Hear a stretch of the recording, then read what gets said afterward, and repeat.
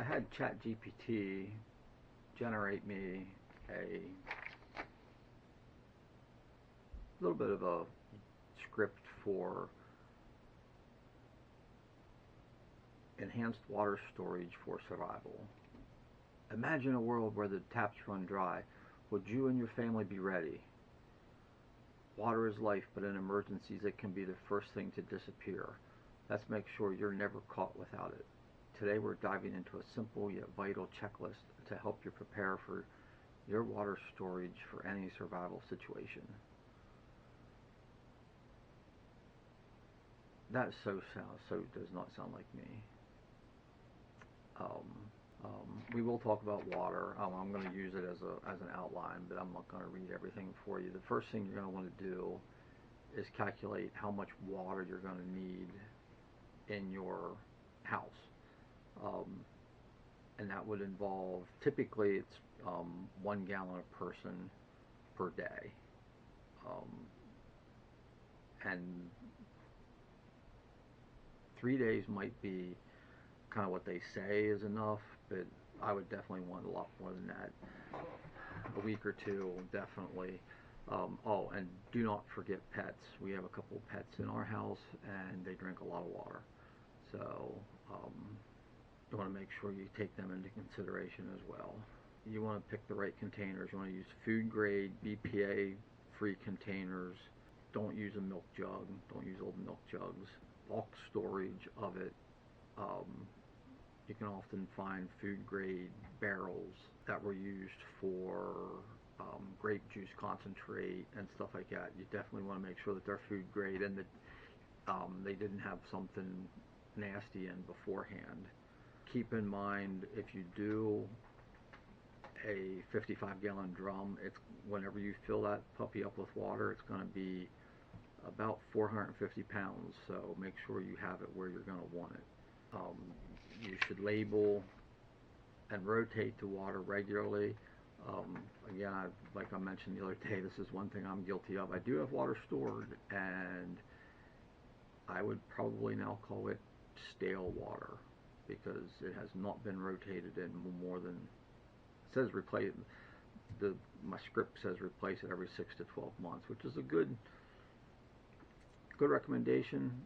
Mine's been stored a lot longer than that, but I guess it's a step up that I actually have it. It's not going to go bad, but I would definitely want to filter it, shake it. You can get, sometimes you can get some air back in. I think a lot of times the stale water getting stale is it just loses like a lot of the air in it.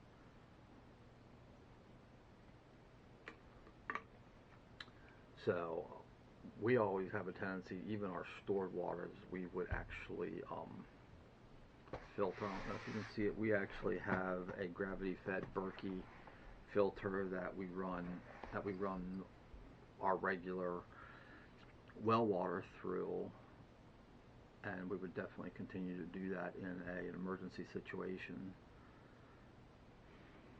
And they're just handy to have, something like a gravity-fed, or just like a hiker's, like a pump filter.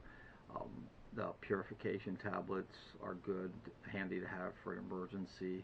Personally, I like filtration because if there's chunks of leaves or whatever in it, you're going to want to get that out. I mean, you can get that out by filtering it through a t-shirt, but filtering it through a t-shirt isn't really purifying it. That would just be filtering chunks of stuff out. You're still going to have bacteria and different stuff in it.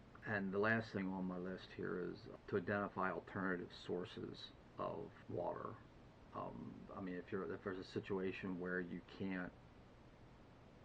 you're not going to have a ready supply of water, you're going to want to, I would say you immediately start looking for alternative sources, especially with the emergency is unknown for how long it's going to go on. There's actually another video on my channel I will link somewhere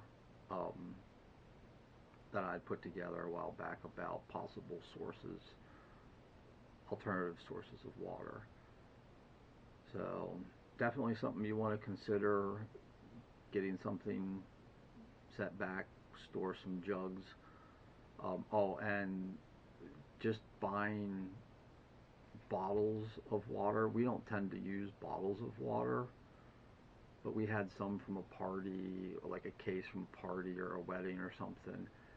And those things are so thin, they actually did, and I actually have them in the basement, and they actually just, I mean, sitting there, it started to leak. I mean, consumer water bottles are not a good long-term storage. If you do drink them on a regular basis, try to get ahead on having them. Be drinking from one case and have another case back. When you open that up, add two more so you have more, so you can have.